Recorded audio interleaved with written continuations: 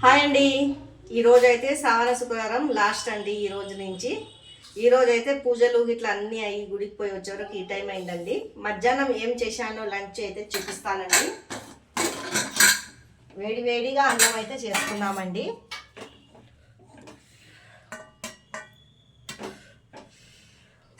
వేడి వేడి అన్నము.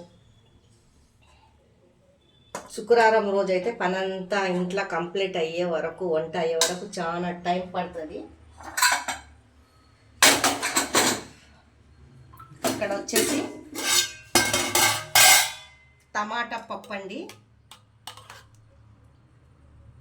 టమాటా వేసి పప్పు అయితే చేశాను.